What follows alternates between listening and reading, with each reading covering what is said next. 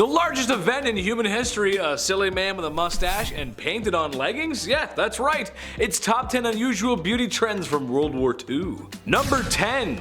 Liquid stockings. When most people think of war, they think of side A versus side B. Man with gun shoot other man with gun. Simple, right? To most, yes, but the war departments and those behind the scenes know that the war is a logistical nightmare, seriously. A lot of things on this list are because we needed to find alternatives. Millions of resources were pooled together to defeat the tyranny of fascism in World War II.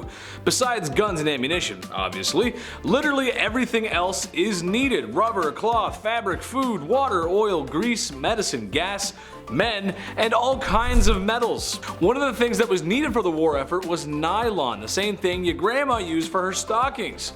So in Britain, when there was a shortage, the ladies did the next best thing and used a liquid to paint on their stockings. A classic example of keeping calm and carrying on.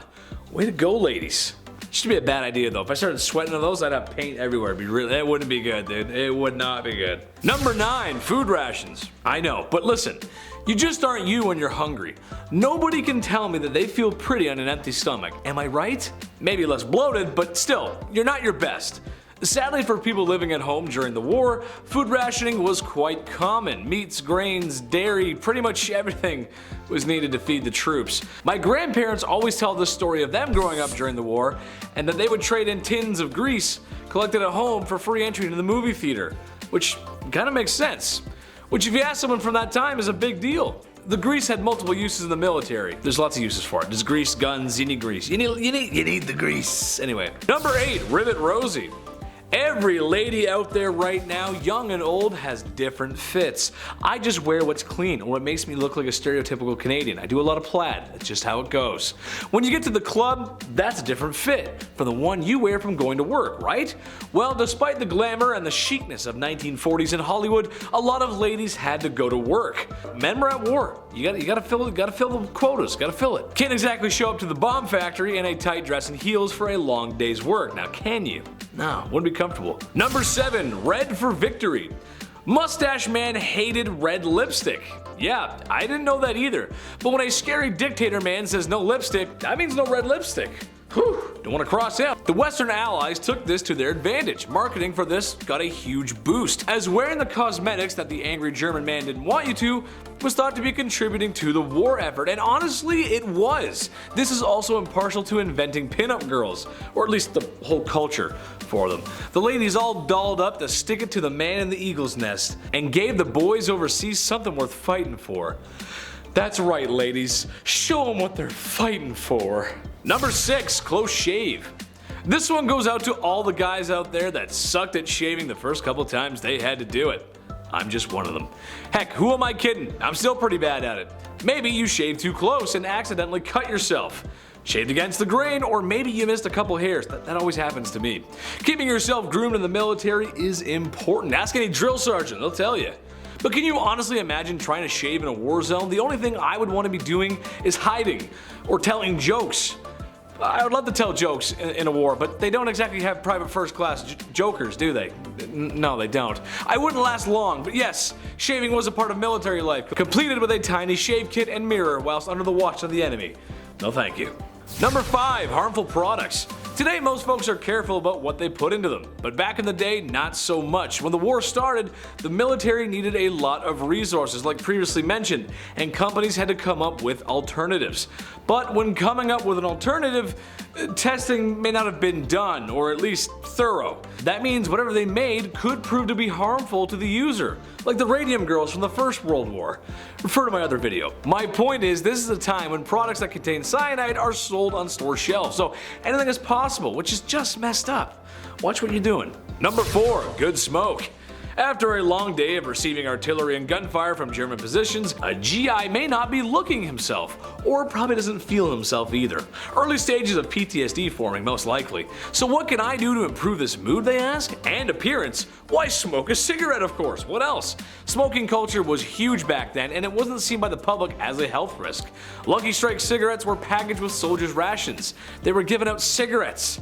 It's just wild. You open up a can, there's my hand, there's my crackers, there's my smoke, so I'm good to go. Number 3, nothing left. Unfortunately for a lot of cities in Europe, they got destroyed by bombing raids. Berlin in particular took a pounding.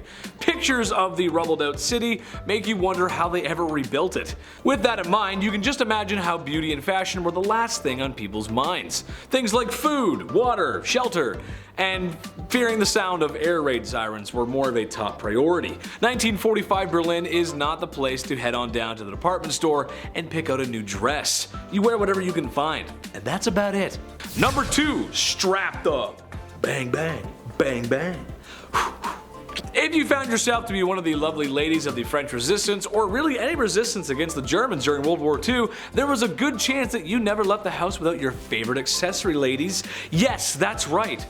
A firearm. Across many nations in Europe, secret underground rebellions were being organized to overthrow their invaders.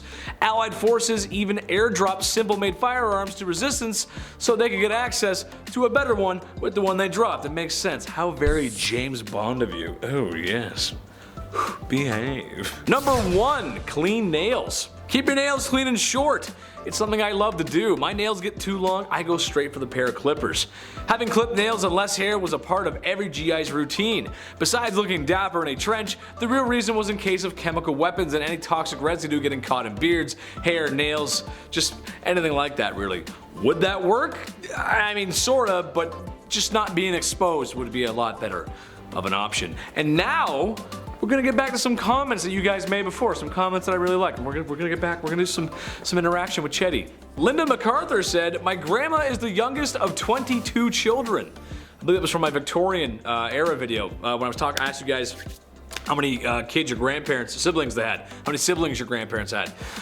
Yeah, that's absolutely just, I told you, that's the way it goes. For some reason, there was no, I don't know if I can say birth control, but there's no birth control. There's no, you know, people just going and that's what happens. That's the byproduct of that.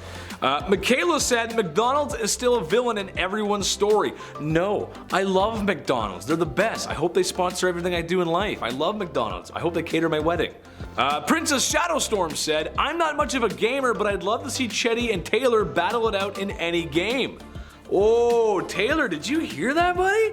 That sounds like a challenge, my guy. Maybe you and I should start doing verses or something. Maybe a channel where we play video games or something. That'd be kind of cool. What do you guys think about that? That's kind of a good idea. I don't know. And Curse Ravioli said, I love the name. I love that name. I came for the Chetty, and I'll stay for the content. Keep up the good work, Chetty. First of all, thank you very much. Thank you. Thank you. Oh, yes. And I'm glad you enjoy the content, and I'm glad you enjoy me. If you want to see more of me, you can check out my socials down below. Thank you so much for watching, guys. Please make sure to like, comment, subscribe here at Bumblebee. I've been your host, Big Ched. And if you too want to do a world war with me, or if you too want to do fun stuff with me, then check out my socials down below. I've been your host, Big Ched, and I'll see you soon. Stay sweet, my little honeybees. Yes. Gotta stay moist. Oh yes, stay beautiful, ladies. Moist for the boys. I'm always moist for the boys.